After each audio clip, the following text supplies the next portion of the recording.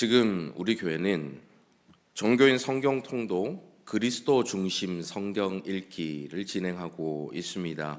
이제 2주가 지났고 벌써 창세기 한 권을 끝냈습니다. 여러분 잘 참여하고 계시지요? 네. 새벽마다 여러분들과 함께 해 나가니까 크게 어렵지 않은 것 같습니다. 새벽에 나오지 못하시더라도 우리 구역 식구들끼리 이렇게 서로 챙겨주시면서 통독을 같이 하시면 혼자 하시는 것보다 훨씬 나으실 것입니다. 아직도 늦지 않았으니까요. 아직 참여하지 못하셨던 분들 함께 참여하시기를 바랍니다.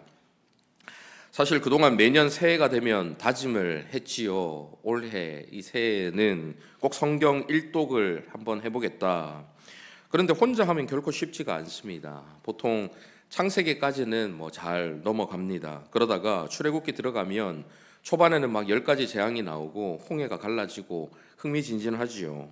근데 보통 21장쯤 되면 이제 막 율법이 나오고 이래라 저래라 하는 여러 가지 이야기들이 나오니까 대부분 21장 가면 뒤에 몇 장 남았는지 이렇게 세어보곤 합니다.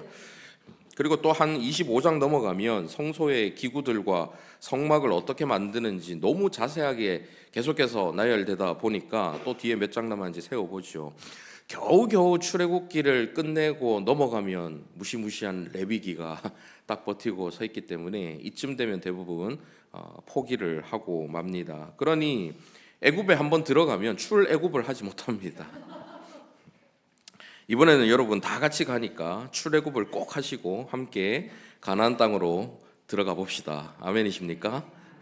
네. 이번에 감사하게도 우리 수요 전도팀으로 자원해 주신 분들이 많이 계세요. 네. 많은 분들이 참여해서 전도를 하니까 얼마나 힘이 나는지 모릅니다. 매주 수요일 오전에 모여서 전도를 하고 나면은 점심 식사를 같이 모여서 하는데요. 교회 안에서 혹시라도 소외감이 느껴지시거나 아니면 별로 친한 사람이 없다 하시는 분들은 특별히 우리 수요 전도팀에 합류하시기를 바랍니다. 좋은 믿음의 동역자들과 즐겁게 전도하다 보면 서로 금방 친해질 수도 있고 영적으로도 큰 유익이 있을 줄 믿습니다. 지난주에도 우리 수요 전도팀과 같이 이렇게 식사를 하는데요. 평소에는 전혀 그러시지 않는데 그날따라 전도 팀원들이 그 자리에 없는 사람 뒷담화를 하시는 거예요. 그런데 저는 그 뒷담화를 들으면서 참 흐뭇했습니다. 왜냐하면 뒷담화 대상이 야곱이었거든요. 마침 그날 통독 본문이 이 야곱이 에서를 만나러 가는 내용이었습니다. 여러분 다 읽으셔서 아시겠지만 에서가 400명을 모아서 잔뜩 벼르면서 야곱을 기다리고 있었습니다. 그때 야곱은 가족들을 에서에게 먼저 보내고 자기만 뒤에 남아서 제일 늦게 합류를 합니다. 혹시라도 해를 입을까 봐 가족들을 먼저 보내는 장면이 나오지요. 우리 전도팀의 아내님들께서 이런 남자가 다 있냐고, 이렇게 좀 치사한 거 아니냐고 막 모두 레아와 라헬이 되셔가지고 감정이입을 막 하시는데 저는 조용히 찌그러져 있었지요. 그럴 때 괜히 한마디 잘못하면 큰일 나는 거 아닙니까? 네. 그런데 저는 그런 뒷담화가 너무 좋더라고요. 같이 모여서 함께 읽은 성경 말씀이 주제가 되어서 나누는 대화. 여러분 너무 좋지 않습니까? 지난주 구역장 모임 때도 말씀드렸는데요. 저는 우리 교회가 모였다 하면 하나님의 말씀을 중심으로 대화가 이루어지기를 바랍니다. 주식 이야기, 누구 집 자식 어느 좋은 대학 들어간 이야기, 어느 한의사가 용하다더라, 침을 잘 넣는다더라, 이런 이야기는 꼭 교회 아니어도 얼마든지 할 수 있는 이야기 아닌가요? 그런데 하나님의 말씀을 가지고 나누는 대화는 보통 교회 안에서나 성도들과 함께라야 비교적 자연스럽게 나눌 수가 있는 이야기죠. 이렇게 말씀을 중심으로 한 교제가 세상 동호회와 세상 모임과 구별되는 성도의 교제 아니겠습니까? 그 훈련을 위해서 구역 모임에서도 주일에 이렇게 함께 들으신 말씀을 가지고 나누시는 것이죠. 그런 말씀 나눔, 은혜 나눔이 자연스러워져서 모였다 하면 아니 김 집사가 지난주에 입고 온 옷 봤어? 박 집사가 나한테 뭐라고 했는 줄 알아? 이런 약간 험담 같은 그런 뒷담화 말고요. 야곱 뒷담화, 요셉의 형들 뒷담화, 이런 뒷담화가 많아지길 바랍니다. 이렇게 사소한 일상에서부터 하나님의 말씀이 중심이 되는 대화가, 그리고 그런 교제가 많아질 때에 우리도 모르게 하나님께 더욱 가까이 나아갈 수 있게 되겠지요. 자, 이제 이번 주에는 출애굽기를 읽게 될 텐데요. 한 주간 동안 출애굽기 40장 분량을 모두 끝내게 될 것입니다. 그래서 오늘은 출애굽기를 어떤 관점으로 읽으면 좋을지에 대해서 함께 나누도록 하겠습니다. 오늘 본문은 아니지만 출애굽기 1장 1절을 먼저 한번 보실까요? 같이 한번 읽어보시겠습니다. 시작. 야곱과 함께 각각 자기 가족을 데리고 애굽에 이른 이스라엘 아들들의 이름은 이러하니. 한글 성경에는 야곱과 함께라고 시작을 합니다. 그런데 원어를 보면 한글 번역에 생략되어 있는 단어가 하나 있습니다. 출애굽기의 원어 히브리어로 보면 그 어순이 조금 달라서 한글 번역으로 이러하니라고 번역된 웨엘레라는 단어로 시작을 하는데요. 여기서 웨라는 것은 그리고라는 접속사입니다. 영어 성경에는 자, 이제 뭐 이런 전환을 뜻하는 now라는 단어로 번역을 했지만 이 접속사는 그리고라는 뜻으로 가장 많이 쓰입니다.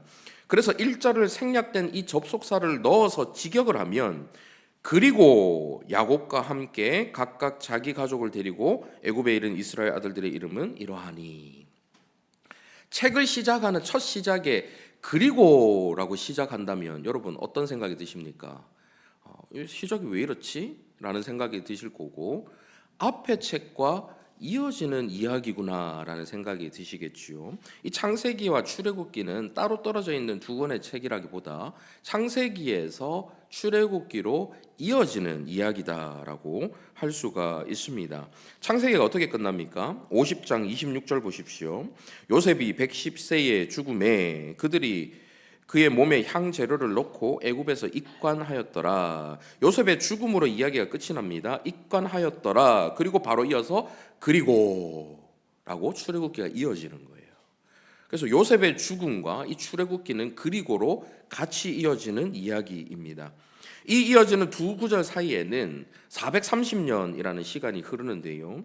70명의 야곱의 한 가족이 그 긴 시간 동안 애굽에서 머물면서 남자 장정만 60만 명, 또 여자와 어린아이와 노년 모두 합치면은 한 200만 명 이상이 되는 큰 민족으로 번성하게 됩니다.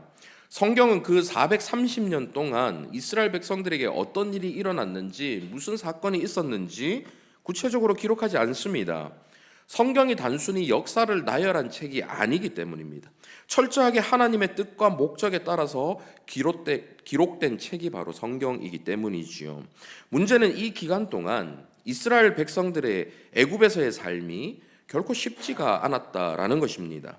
요셉을 알지 못하는 새 왕이 일어나서 이스라엘 백성들을 노예처럼 부려먹게 되지요. 오랜 세월 동안 그들은 하나님께 부르짖었을 것입니다. 하나님, 왜 이런 고통을 우리에게 주십니까? 이런 고난이 도대체 왜 우리에게 일어나는 것입니까? 하나님은 이 고난의 때에 어디서 무엇을 하고 계십니까? 하지만 하나님은 침묵으로 일관하십니다. 그렇다면 하나님께서는 자신의 백성인 이스라엘 백성들을 버리셨을까요? 아닙니다. 이 모든 시간들은 철저하게 하나님의 계획 안에 있었고, 그 암흑과 침묵의 시간 속에서도 하나님께서는 여전히 신실하게 일하고 계셨지요. 먼저 하나님의 계획을 보실까요? 창세기 15장 13절입니다. 여호와께서 아브라함에게 이르시되 너는 반드시 알라, 내 자손이 이방에서 객이 되어 그들을 섬기겠고 그들은 400년 동안 내 자손을 괴롭히리니.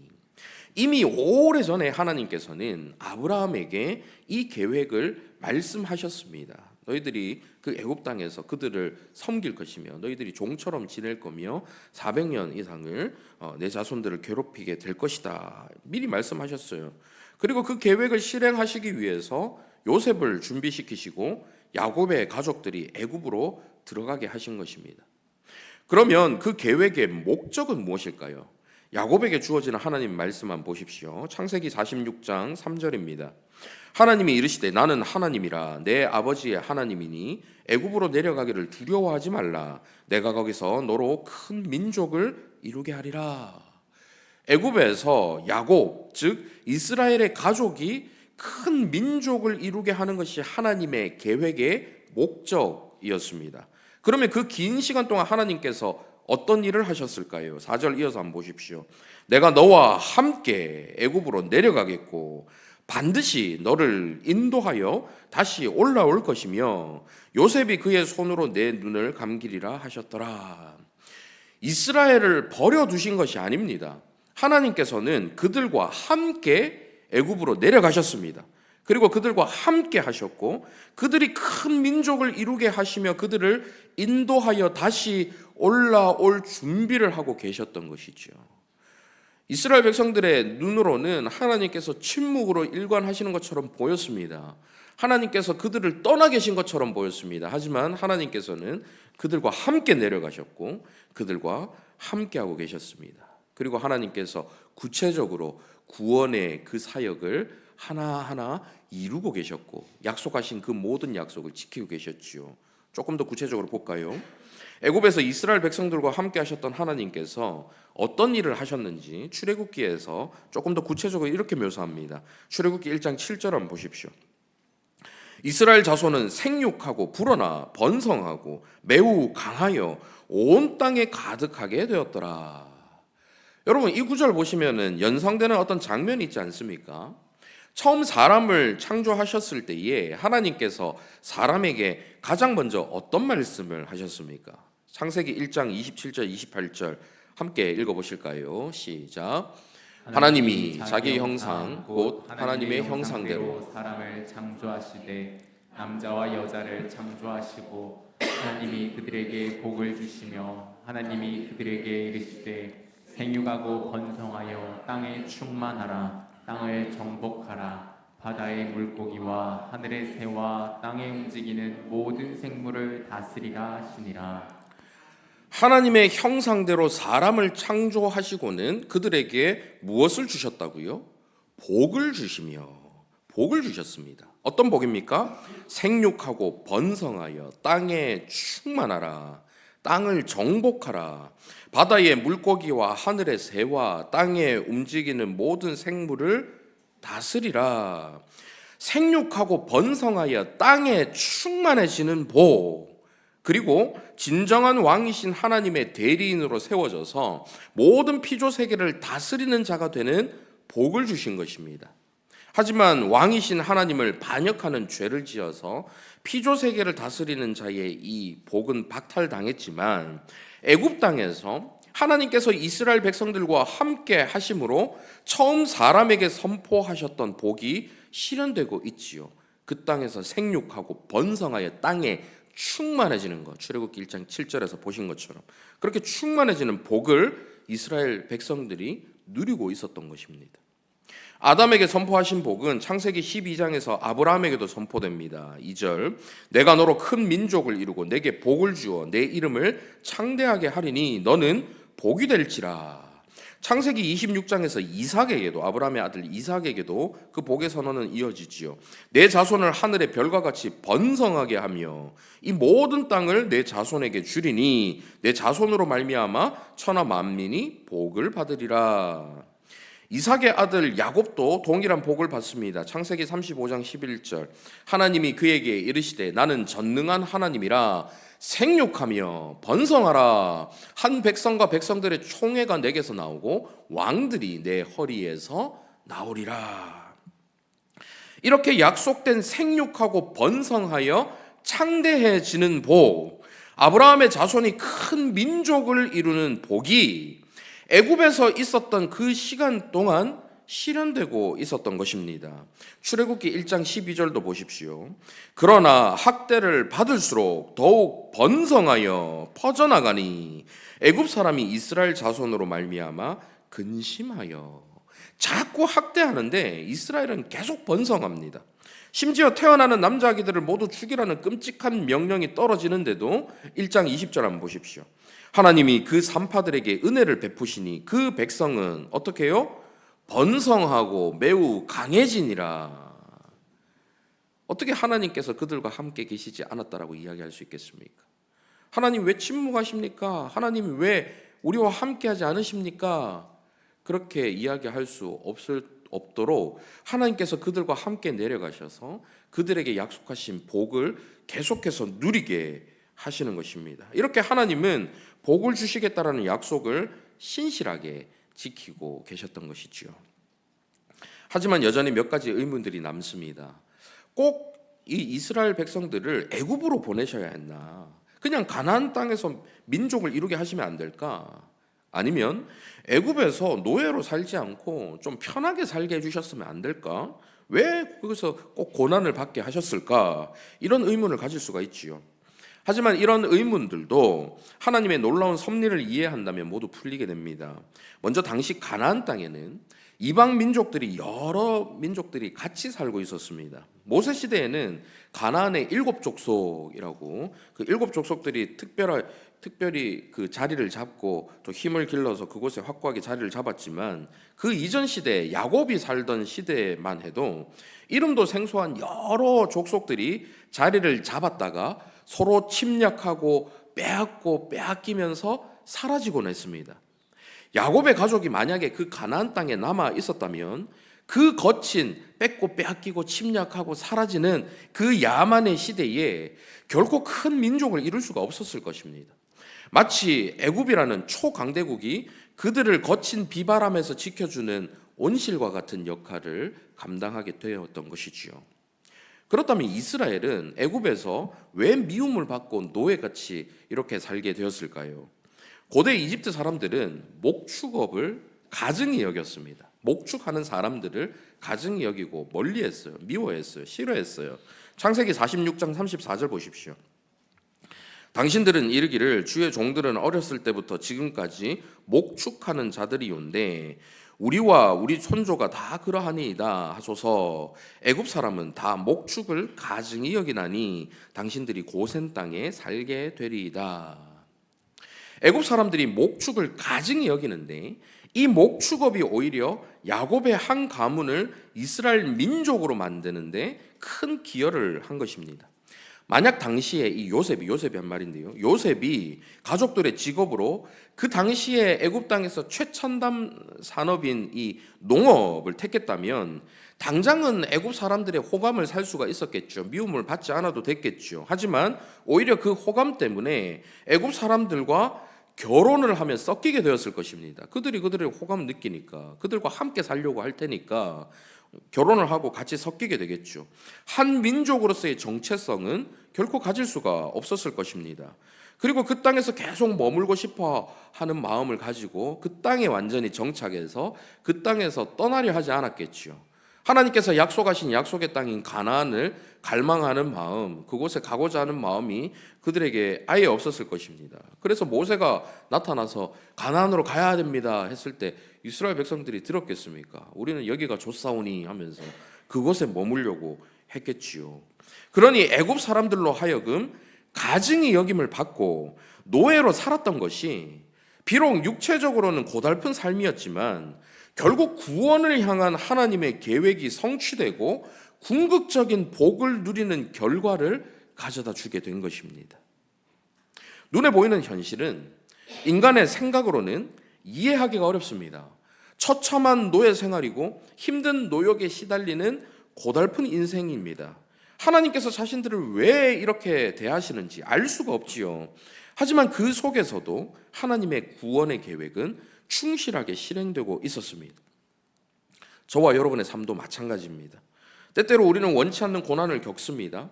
애굽에서 머무는 것처럼 힘든 일상의 연속입니다. 하나님 도대체 이 고난의 때에 어디에 계십니까? 우리도 동일하게 하나님 앞에 질문할 수 있습니다. 하지만 예수 그리스도를 붙들고 하나님을 믿는 하나님의 자녀인 저와 여러분이 이 땅에서 어떤 애국과 같은 삶을 살더라도 어떤 고난의 삶을 살고 있다 하더라도 하나님께서 그곳에 함께 내려와 계십니다.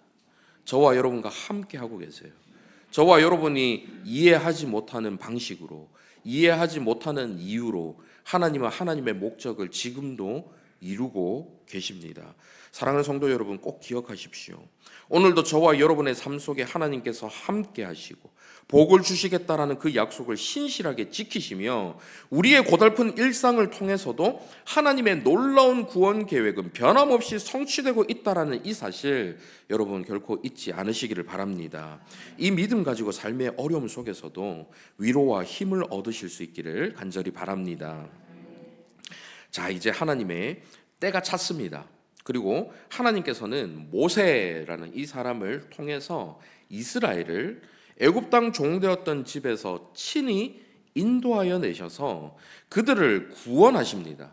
그런데 이 출애굽 구원의 사건은 단순히 고대의 이스라엘 민족의 구원 사건으로 끝나지 않습니다. 만약 그렇다면 오늘을 살아가는 저와 여러분에게는 아무 의미 없는 이야기가 되겠지요.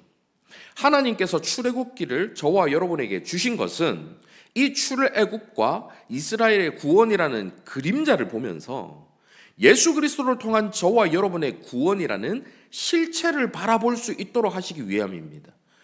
그림자를 보면서 그 그림자가 모양을 가지고 있는 대충 모양을 보면서 실체, 하나님께서 친히 저와 여러분에게 구체적으로 주셨던 그 구원이라는 실체를 보게 만들어 주시는 것이죠. 그러면 이제 출애굽기가 예표하고 가리키는 예수 그리스도라는 실체가 무엇인지 한번 살펴보도록 하겠습니다. 하나님께서 모세를 부르십니다. 그리고 모세에게 말씀하시지요. 출애굽기 6장 6절 보십시오. 그러므로 이스라엘 자손에게 말하기를 나는 여호와라. 내가 애굽 사람의 무거운 짐 밑에서 너희를 빼내며 그들의 노역에서 너희를 건지며 편팔과 여러 큰 심판들로서 너희를 속량하여. 나는 여호와라. 내가 애굽 사람의 무거운 짐 밑에서 너희를 빼내며 그들의 노역에서 너희를 건지며 속량하여. 그런데 무엇으로 그렇게 하신다고요? 편팔과 여러 큰 심판들로서 속량하시겠다라고 말씀하십니다. 하나님의 편팔이라는 것은, 표심팔은 1차적으로 하나님의 권능을 나타냅니다. 모세가 하나님의 명령에 따라서 손이나 지팡이를 애굽을 향해서, 하늘을 향해서, 홍해 바다를 향해서 펼 때에, 그 팔을 펼 때에 하나님의 권능이 그곳에서 나타나 놀라운 기적들이 일어나죠. 마찬가지로 우리의 구원을 위해서 우리 주 예수 그리스도께서 어떻게 하셨습니까? 십자가 위에서 그분의 두 팔을 펴셨습니다. 그분의 편팔로 저와 여러분을 친히 구원해 주셨죠. 사실 그분의 편팔은 인간의 눈으로 보기에는 권능이라고는 하나도 없어 보이는, 나약해 보이는 편팔이었습니다. 힘없이 나무에 못 박혀 연신 피를 뿜어내며 강제로 매달린 것처럼 보였습니다. 하지만 그 약해 보이는 편팔로 우리 주님은 죄와 사망의 권세를 깨부수셨습니다. 실상은 놀라운 권능을 펼쳐 보이신 것이죠. 그리고 그분은 이 땅의 심판주로 다시 오셔서 여러 큰 심판들로 악인들을 심판하시고 저와 여러분을 구원해 주실 것입니다. 여러분 아멘이십니까? 계속해서 7절을 보십시오. 너희를 내 백성으로 삼고 나는 너희의 하나님이 되리니 나는 애굽 사람의 무거운 짐 밑에서 너희를 빼낸 너희의 하나님 여호와인 줄 너희가 알지라. 그렇게 구원하셔서 하나님은 이스라엘 백성들을 하나님의 백성으로 삼아 주십니다. 이를 신약에서 어떻게 말씀하시나요? 디도서 2장 14절 같이 읽어보실까요? 시작. 그가 우리를 대신하여 자신을 주심은 모든 불법에서 우리를 속량하시고 우리를 깨끗하게 하사 선한 일을 열심히 하는 자기 백성이 되게 하려 하심이라. 선한 일을 열심히 하는 무엇이 되게 하신다고요? 자기 백성이 되게 하려 하심이라. 여기서 그는 바로 예수 그리스도이십니다. 애굽에서 이스라엘을 속량하셔서 구원해 내시고 그들을 하나님의 백성으로 삼으셨듯이 예수 그리스도께서 영적인 애굽 모든 불법에서 우리를 속량하시고 자기 백성이 되게 하려 하심이라. 주의 백성이 되게 해주신 것입니다. 할렐루야. 이것이 바로 구원의 은혜이죠. 출애굽기에서 예수 그리스도를 예표하는 여러 사건들이 있습니다. 그 중에 가장 결정적인 사건은 바로 유월절이지요. 하나님께서는 그 유명한 10가지 재앙을 내리십니다. 왜 하나님은 바로에게 10번이나 재앙을 내리셨을까요? 힘이 약해서 10번은 찍어야 바로가 넘어가니까 그렇게 하셨을까요? 결코 아닙니다. 어떤 이는 이 10번의 재앙이 애굽의 신들을 차례로 물리치는 것이다, 그런 하나님의 승리다라고 설명을 합니다. 말하자면 첫 번째 재앙인 피는 나일강의 신인 하피를 무너뜨리고, 두 번째 개구리는 개구리 머리를 한 부활의 신 헤케트, 득실되는 이는 흙과 땅의 신 셉, 파리는 파리를 막아주는 신 케프리, 악질은 황소신 하토르, 독종은 의술의 신 임호텝, 우박은 하늘의 여신 누트, 메뚜기는 수학의 신 세트, 흑암은 태양신 라를 무너뜨리는 재앙이다라고 보지요. 그리고 마지막 장자의 죽음은 태양의 신, 그 태양신의 아들로 자처하면서 스스로를 살아있는 신이다라고 일컫는 바로를 무너뜨리는 재앙이다라고 보는 것입니다. 또 어떤 이는 재앙을 10번이나 일으키시면서 바로에게 하나님의 뜻에 굴복할 기회, 회개하고 돌이킬 기회를 주시는 것이다라고 보기도 합니다. 모두 그럴듯한 이유가 될 수 있겠지요. 그런데 성경은 이렇게 말씀하십니다. 출애굽기 10장 1절 2절 한번 보십시오. 여호와께서 모세에게 이르시되 바로에게로 들어가라. 내가 그의 마음과 그의 신하들의 마음을 완강하게 함은 나의 표징을 그들 중에 보이기 위함이며, 내게 내 애굽에서 행한 일들 곧 내가 그들 가운데서 행한 표징을 내 아들과 내 자손의 귀에 전하기 위함이라. 너희는 내가 여호와인 줄을 알리라. 이게 하나님께서 10번의 재앙을 주신 목적이죠. 이유이죠. 여기서 하나님께서 바로의 마음을 완강하게 하신 것처럼 나오지만, 그렇다고 그의 마음을 강제로 완강하게 만드신 것이 아니라, 바로는 그의 죄성과 악한 탐욕으로 그 완강한 마음을 가졌고, 하나님께서 그 완강한 마음을 이용하시는 것입니다. 무엇을 위해서요? 나의 표징을 그들 중에 보이기 위해서. 내가 그들 가운데서 행한 표징을 너의 아들들과 그 자손의 귀에 전하기 위함이다. 이게 하나님의 목적이죠. 그 결정적인 표징이 무엇입니까? 앞서도 말씀드린 유월절 사건입니다. 마지막 10번째 재앙인 이 장자의 죽음에서 구원을 받기 위해서는 어린 양의 피를 집의 문설주와 임방에 바르고 그 고기를 불에 구워서 무교병과 쓴 나물과 함께 먹어야 했습니다. 12장 12절 이하를 한번 보십시오. 내가 그 밤에 애굽 땅에 두루 다니며 사람이나 짐승을 막론하고 애굽 땅에 있는 모든 처음 난 것을 다 치고 애굽의 모든 신을 내가 심판하리라. 나는 여호와라. 내가 애굽 땅을 칠 때에 그 피가 너희가 사는 집에 있어서 너희를 위하여 표적이 될지라. 내가 피를 볼 때에 너희를 넘어가리니 재앙이 너희에게 내려 멸하지 아니하리라. 그 집에서 어린 양의 피를 보면 넘을 유, 넘을 월, 유월, 영어로는 Passover, 그 집을 넘어가겠다라는 것이죠. 죽음이라는 재앙에서 구원을 받게 해주시겠다라고 말씀하시는 것입니다. 이렇게 역사상 첫 번째 유월절이 시작이 됩니다. 이스라엘은 이후로 이날을 기념하며 매년마다 유월절을 지키게 되지요. 이 첫 번째 유월절 통해서 이스라엘 백성들은 구원을 받게 되는 것입니다. 그리고 마지막 유월절이 언제일까요? 바로 우리 주 예수 그리스도께서 유월절의 어린 양으로 영원한 대속물로 십자가에 달리시던 그날 마지막 유월절이 지켜지게 되는 것입니다. 복음서는 사복음서 모두에 그리스도의 십자가 죽음을 모두 유월절과 연관을 시킵니다. 마태복음 26장 2절, 너희가 아는 바와 같이 이틀이 지나면 유월절이라. 인자가 십자가에 못 박히기 위하여 팔리리라 하시더라. 마가복음 14장 1절, 이틀이 지나면 유월절과 무교절이라. 대제사장들과 서기관들이 예수를 흉계로 잡아 죽일 방도를 구하며. 누가복음 22장 15절, 이르시되 내가 고난을 받기 전에 너희와 함께 이 유월절 먹기를 원하고 원하였노라. 그리고 요한복음 13장 1절도 한번 보십시오. 유월절 전에 예수께서 자기가 세상을 떠나 아버지께로 돌아가실 때가 이런 줄 아시고 세상에 있는 자기 사람들을 사랑하시되 끝까지 사랑하시니라. 그렇게 세상에 있는 자기 사람들을 사랑하시되 끝까지 사랑하신 우리 주님께서는 친히 유월절의 어린 양이 되셔서 그분의 피로 저와 여러분을 구원해 주신 것입니다. 출애굽기를 읽으면서 유월절 사건을 보시면서 유월절의 어린 양 되신 예수 그리스도를 그 실체를 바라보는 거예요. 그저 역사 이야기로 보는 게 아니라 그림자만 보는 게 아니라 그 그림자가 지칭하는 가리키는 실체를 바라보는 것입니다. 바로 오늘날 지금 이 땅에서 살아가고 있는 저와 여러분을 구원해 주신 예수 그리스도라는 실체, 그것을 바라보는 것이죠. 자, 이제 마지막으로 출애굽기에서 아주 중요한 또 다른 핵심을 살펴보도록 하겠습니다.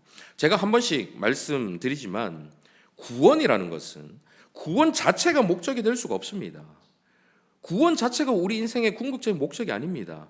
구원보다 더 중요한 것은 구원받고 난 이후의 삶입니다.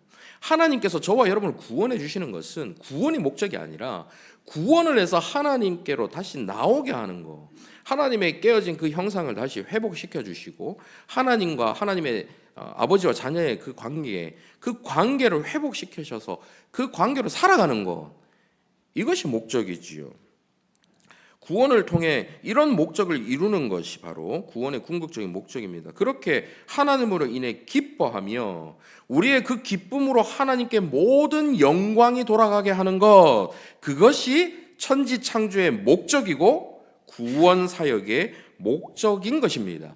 출애굽의 목적도 마찬가지입니다. 이스라엘 백성들이 단순히 애굽에서 나오는 그 자체가 목적이 아니에요. 그것이 끝이 아닙니다. 오히려 그것이 시작이지요. 출애굽 자체가 목적이 될 수가 없습니다. 애굽에서 나왔으면 이제 그 이후 가나안 땅에 들어가서 그 땅에서 젖과 꿀이 흐르는 그 땅에서 복을 누리며 살아가는 것, 이것이 진짜 목적인 것입니다. 이제 오늘 본문이 출애굽기 마지막 40장을 한번 보도록 하겠습니다. 먼저 16절 한번 보십시오. 모세가 그같이 행하되 곧 여호와께서 자기에게 명령하신 대로 다 행하였더라. 첫사람 아담은 하나님의 명령을 지키지 않았습니다. 하지만 모세는 여호와께서 자기에게 명령하신 대로 다 행합니다. 그리고 이어지는 구절들에서 반복되는 구절이 나옵니다. 먼저 19절 한번 보십시오. 또 성막 위에 막을 펴고 그 위에 덮개를 덮으니 여호와께서 모세에게 명령하신 대로 되니라.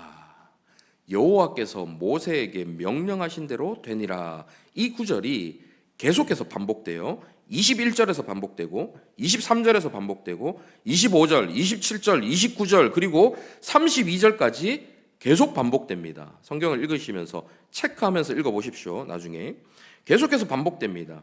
여호와께서 모세에게 명령하신 대로 되니라. 여러분, 연상되는 장면 없으십니까?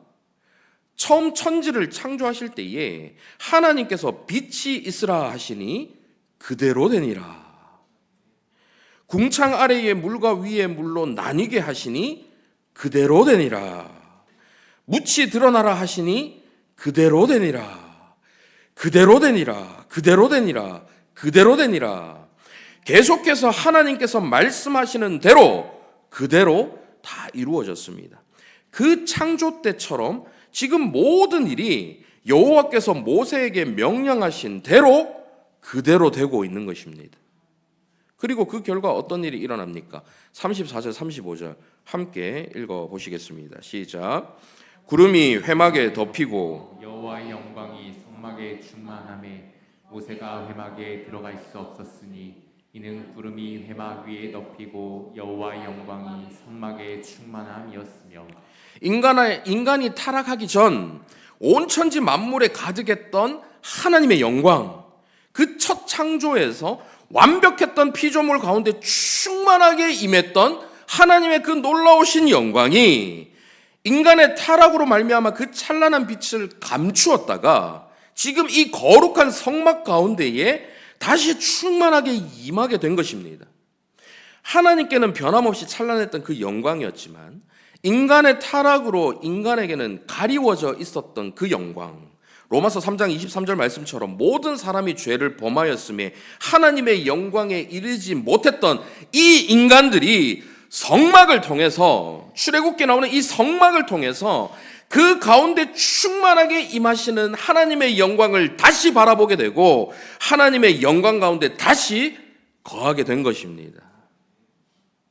그대로 되니라라고 창조하셨던 그 첫 창조의 세계에서 충만하게 임했던 하나님의 영광이 모세의 순종으로 모세를 통해서 성막이 지어지고 그곳에서 여호와께서 말씀하신 대로 그대로 되니라 다시 한번 말씀하시면서 그 성막 가운데서 그 하나님의 영광이 회복된 것이죠. 하나님의 임재와 하나님의 영광과 하나님의 말씀이 충만하게 임하는 이 성막은 바로 임마누엘이신, 즉 하나님이 우리와 함께 계시다라는 뜻의 이름을 가지신 예수 그리스도를 예표합니다. 그곳에 있는 번제단은 그리스도의 십자가 희생을 가리키고요, 물두멍은 그리스도로 인해서 정결하게 함을 나타내는 것입니다. 분향단은 중보자이신 그리스도를 예표하고, 언약궤 안에 있는 십계명 돌파는 말씀이신, 태초에 말씀으로 계셨던 말씀이신 예수 그리스도, 아론의 쌍난 지팡이는 죽은 자의 부활, 만나가 든 항아리는 생명의 떡이신 예수 그리스도를 나타내지요. 히브리서 10장을 한번 보십시오. 19절 20절. 그러므로 형제들아, 우리가 예수의 피를 힘입어 성소에 들어갈 담력을 얻었나니 그 길은 우리를 위하여 휘장 가운데로 열어놓으신 새로운 살 길이요, 휘장은 곧 그의 육체니라.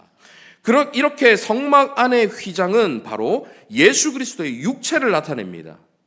성막 안에 꺼지지 않는 빛은 세상의 빛으로 오신 예수 그리스도를 떠올리게 만드는 것이지요. 결국 출애굽기는 이스라엘을 애굽에서 건져내신 하나님의 구원으로 창세기에서 죄와 타락으로 깨어진 하나님과의 관계가 회복되고 잃어버린 하나님의 영광을 성막을 통해 다시 얻게 되는 이야기이지만, 나아가서 성막의 모든 것이 일제히 가리키는 예수 그리스도를 통해서 저와 여러분에게 그 찬란한 하나님의 영광이 다시 비춰지는 이야기를 다룬 책이라고 할 수 있는 것입니다. 여러분, 이 놀라운 이야기를 당장 읽고 싶지 않으십니까? 이제 말씀 맺겠습니다. 사랑하는 성도 여러분, 이곳에 혹시라도 아직도 여전히 애굽에 머물러 있는 분이 계십니까? 불신과 우상과 탐욕과 음란과 죽이는 영이 사로잡는 그 암흑의 땅에서 지금도 여전히 죄의 노예로 살아가고 계신 분이 혹시라도 계시다면, 지금 즉시 그 애굽 땅에서 끌어내어 거룩한 하나님의 영광이 충만한 성막으로 이끄시는 예수 그리스도를 붙드십시오. 그분을 의지하십시오. 오직 예수 그리스도만을 통해서만이 영적인 출애굽을 할 수가 있고, 오직 예수 그리스도 안에서만이 영원 전부터 계획하시고 태초부터 실행하고 계시는 그 놀라운 구원을 얻을 수가 있습니다. 이미 그 구원의 은혜를 경험하신 분들은 더욱 강하게 예수 그리스도를 붙드시길 바랍니다. 그분 안에서 처음 가졌던 그 구원의 감격을 회복하실 수 있기를 바랍니다. 오늘도 예수 그리스도 안에서 하나님의 영광을 바라보며 그분께 우리의 모든 삶으로 영광을 다시 돌려드리는 저와 여러분 다 되시기를 간절히 바랍니다. 아멘. 말씀을 생각하며 함께 찬양하길 원하는데요, 어찌하여야 라는 찬양 고백하시겠습니다.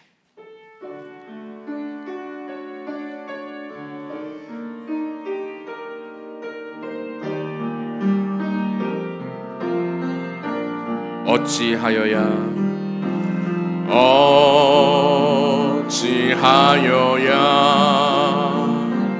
그 크신 은혜 갚으리 무슨 말로서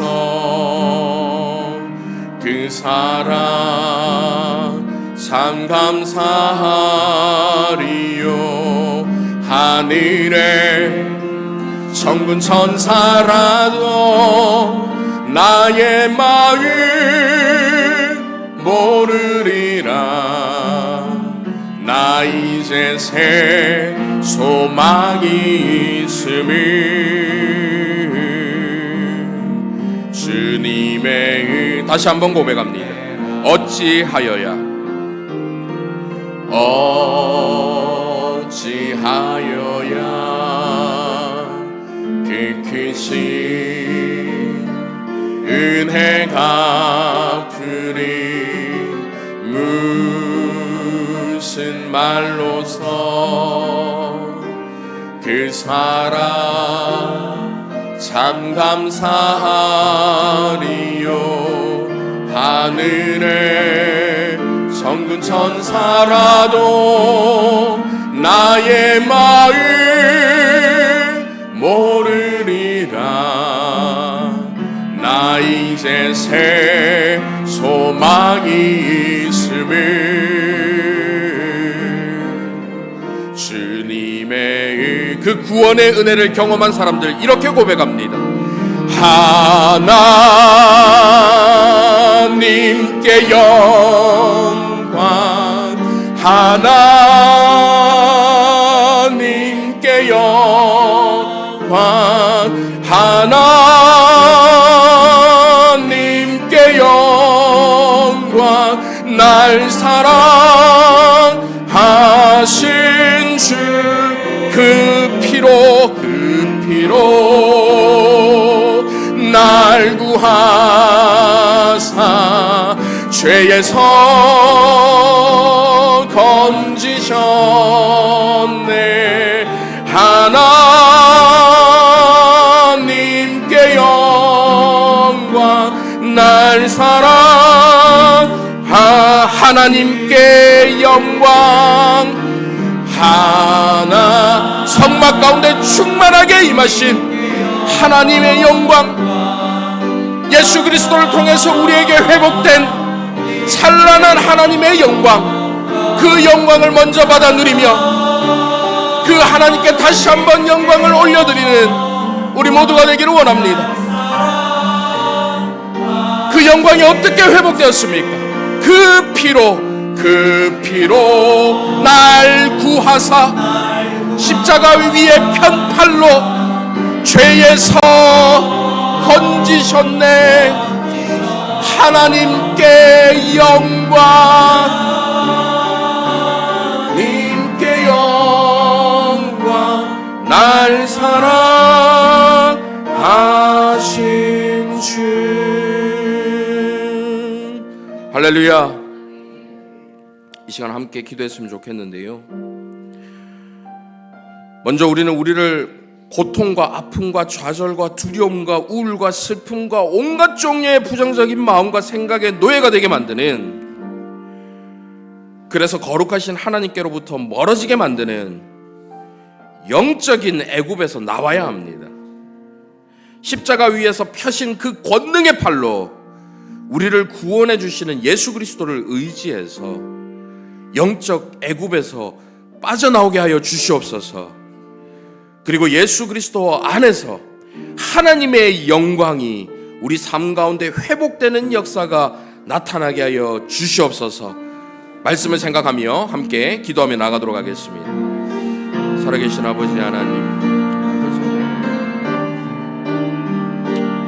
주님 아버지 하나님의 주옵소서. 아버지 하나님께 영광을 올려드리는 우리 삶이 되기를 원합니다.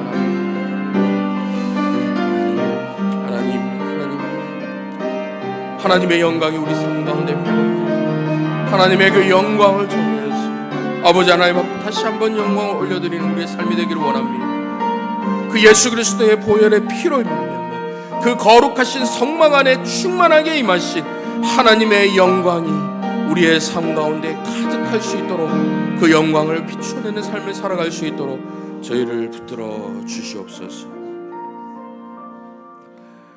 전능하신 아버지 하나님, 흑암 가운데 홀로 있는 것 같았고 우리의 울부짖음 가운데도 침묵하시는 것처럼 보였지만 삼위 하나님께서는 여전히 저희의 구원을 위해 열심으로 일하고 계셨음을 바라보게 하심에 감사드립니다. 예수 그리스도의 권능의 편팔로 저희 모두를 이끌어 주시고 예수 그리스도로 인해 회복된 찬란한 하나님의 영광이 저희의 삶을 통해 세상 가운데 비춰질 수 있도록 인도하여 주시옵소서. 우리의 구원자 되시는 예수 그리스도의 이름으로 기도하옵나이다. 아멘.